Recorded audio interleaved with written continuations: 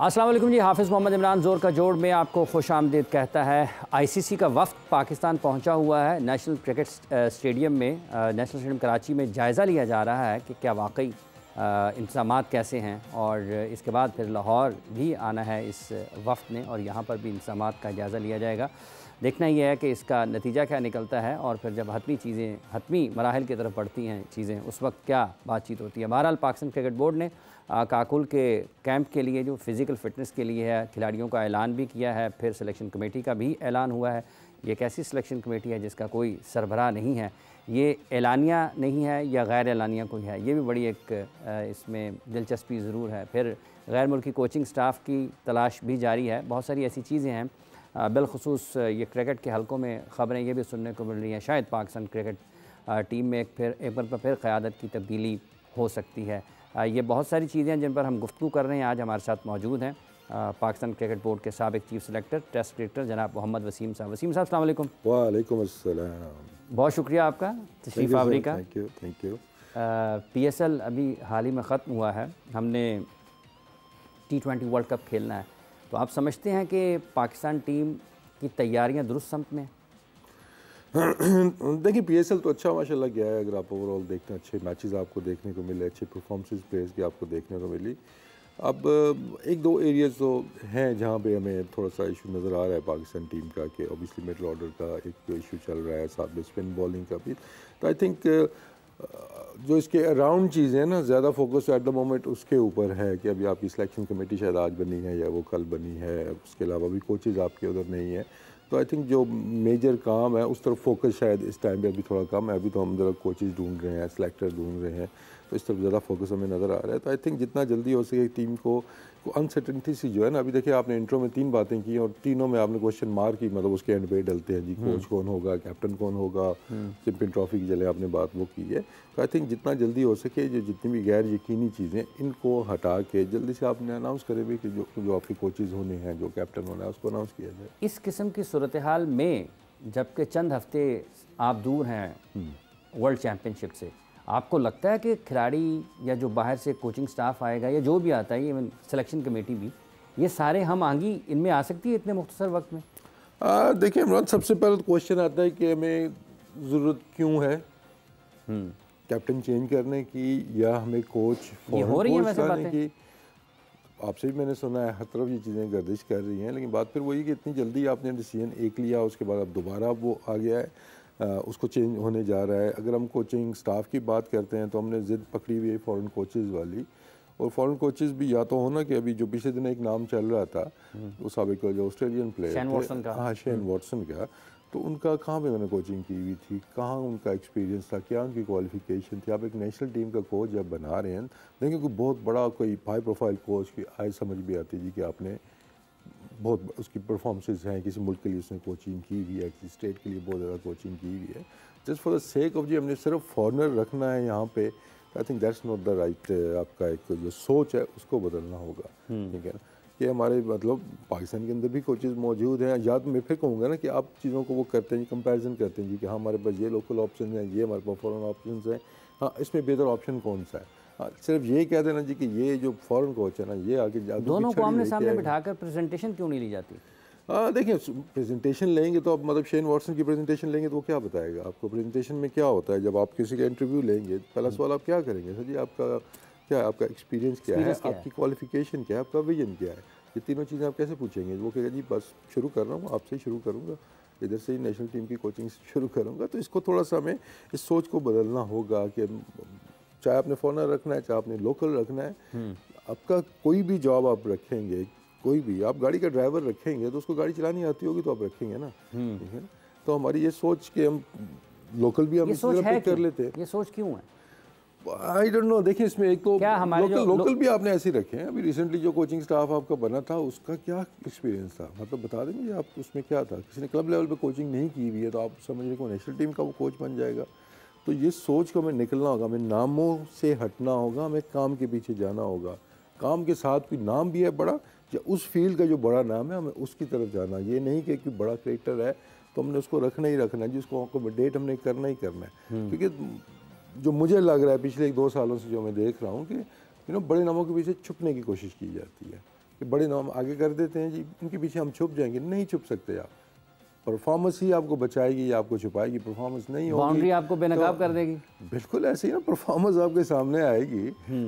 अभी भी जो मतलब देख रहे हैं, अभी सिलेक्शन कमेटी की आपने बात की है और मैंने भी आपसे सुना है कि उसका हेड नहीं है कोई, लेकिन आप जितना मर्जी छुपे हैं, आप परफॉर्मेंस आपकी अच्छी होगी तो आप सामने होंगे, अगर परफॉर्मेंस बुरी होगी तो वो पता चल ही जाएगा कि हेड कौन था असल में, जो कौन छुपना चाह रहा था इसके अंदर ना। तो वो तो एक मतलब एक नज़र आ रही है एक चीज़ जो आपको करना चाह रहे हैं, लेकिन अगर दूसरी तरफ देखते हैं तो मतलब it doesn't make any sense कि क्या मतलब इसमें है। सबसे बड़ा सवाल ये होगा, टीम अनाउंस कौन करेगा आपकी, कौन उसका मतलब कौन लीड कौन करेगा, उस मीटिंग को लीड कौन करेगा, तो उस तरफ भी। तो बाकी जहाँ कोचिंग की बात है तो आई थिंक इस पर हमें सीरियसली एक वो देखना होगा कि पाकिस्तान देखिए एसोसिएट मेंबर नहीं है, कोई छोटी टीम नहीं है, कोई मतलब हम कि कोई भी आके ना हमें कोचिंग कर लेगा। One of the top nation में हम आते हैं, टेस्ट उसमें आते हैं, तो हमारा जो कोच भी हो, स्पेशली जो फॉरनर रखते हैं, तो उसकी क्रेडेंशियल्स भी कोई हो ना, वो साथ कोई लेके आए अपने। ये नहीं कि हमने सिर्फ जी के मतलब पहले एक चेयरमैन थे, उनकी अजीब अपनी मंतक जी, वो सियासत वो लेके आ जाते हैं टीम के अंदर, इसलिए हम लोकल कोचेज। हाँ, खुद तो सियासत उनका अलग ही नहीं था ना, जैसे मतलब वो तो क्या उस पर बात करूँ। तो मतलब ये सोच है ना, देखिए ये एक सोच है ना आपकी कि यार ये लोकल कोचेज जो होंगे वो सियासत लेके आएंगे। तो कैप्टन भी फॉरनर ले आए, फिर आप जो चीफ सेलेक्टर है वो भी फॉरनर लेके आ जाए, चेयरमैन भी फॉरनर लेके आए ना। फिर आप अगर आपकी यही सोच है, गैर मुल्की कोच आके सियासत नहीं करता, वो अपनी टीम ने ये सियासत की मिकी आर्थर कितना असर है यहाँ पे। मिकी आर्थर की स्टोरीज आपने भी सुनी होंगी, वो तो कुछ लोगों ने कहना शुरू कर दिया अंदरून लाहौर में पैदा हुआ है, लेकिन वैसे बाहर चला गया था उसके बाद। तो नथिंग इज गारंटीड। लेकिन बात फिर वही है कि आप पसंद से हटें, आप मेरिट के ऊपर जाएंगे, right man for the right job, आपकी ये सोच होगी, आप एक प्रोसेस के तहत रखेंगे, अपॉइंटमेंट्स होंगी, फिर आपको इस तरह की बातें प्रोसेस पे नहीं जाते हम कोच रखते हुए। देखिए क्या प्रोसेस है अभी, लेट्स से शेन वॉटसन अगर सही बात है, अगर वो आता है या उससे बात हुई थी तो क्या उसका प्रोसेस था, मतलब उसमें क्या कितने लोगों ने अप्लाई करना था उसके अंदर। हाँ जी, इनमें से हमने शॉर्ट लिस्ट की हैं, आपने सीधा अगर ऐसी मतलब जो सुनने में आया कि आपने सीधा अप्रोच किया है तो अपेरेंटली उसने रिफ्यूज़ भी कर दिया। लेकिन फिर बात वही है कि शेन वॉटसन की जगह शायद वो गैरी कर्स्टन होते या कोई इस तरह का नाम होता ना, फिर भी आपको समझ आती कि यार वो उसकी बड़ी सर्विसेज है, इसी वजह से वो कोचिंग करता हुआ आ रहा है, ये उसकी अचीवमेंट्स है। तो किसी ऐसे प्लेयर को just for the sake of ये फॉरनर हमें चाहिए, और वो भी एज अ प्लेयर आप उसके मतलब वो देख रहे हैं, एज अ कोच उसको नहीं देख रहे, तो हमें ये दोनों चीज़ें हटानी होंगी।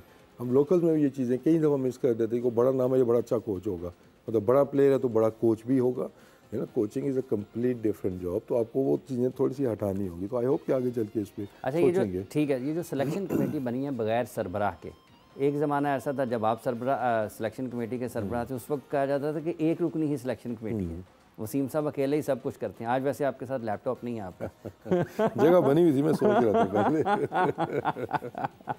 तो अब ये है कि अब जो भी सिलेक्शन कमेटी बनी है उसका सरबराही कोई नहीं है, इसका नुकसान क्या होगा, क्या इंतज़ामी तौर पर कुछ इसमें मसाइल आएंगे?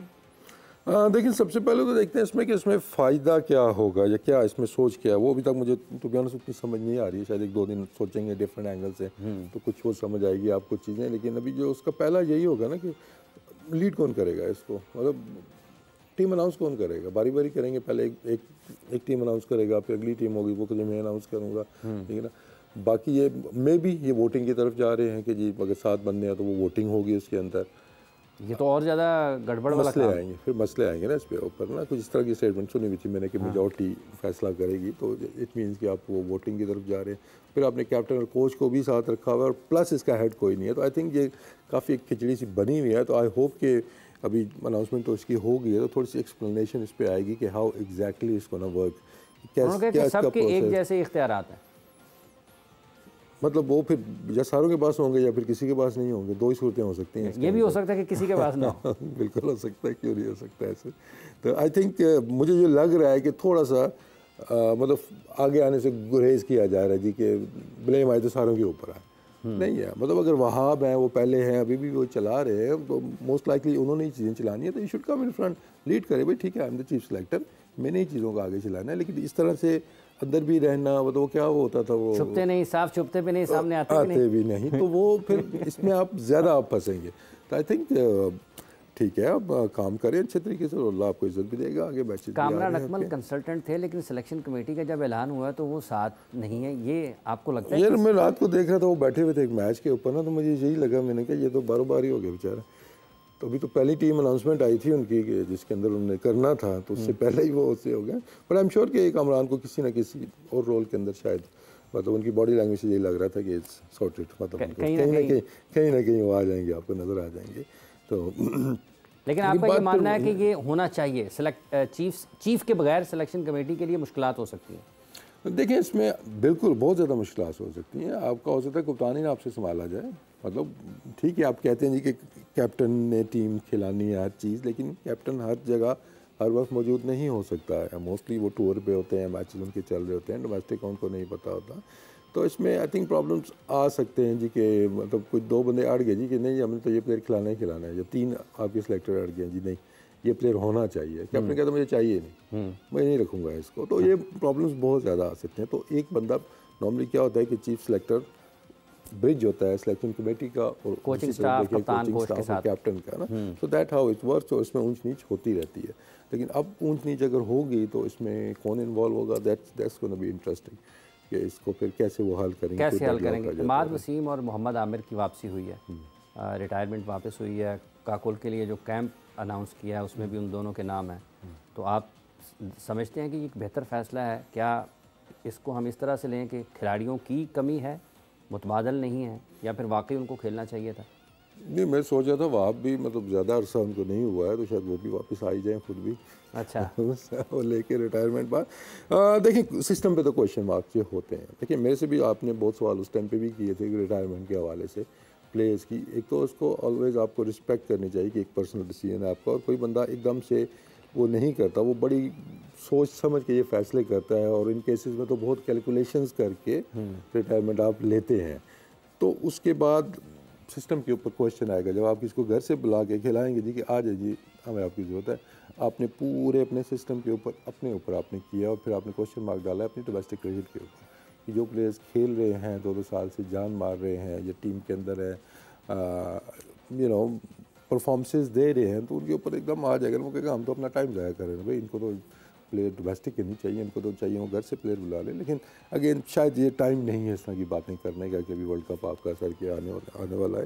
तो लेट्स होप कि ये लड़के मतलब परफॉर्म करें आते हैं। लेकिन अब मसला ये होगा कि क्या गारंटीड है कि ये वर्ल्ड कप में जाएंगे, या लेट्स से आगे आपकी 2 सीरीज़ आ रही हैं, इस पर परफॉर्मेंस नहीं होती फिर क्या होगा?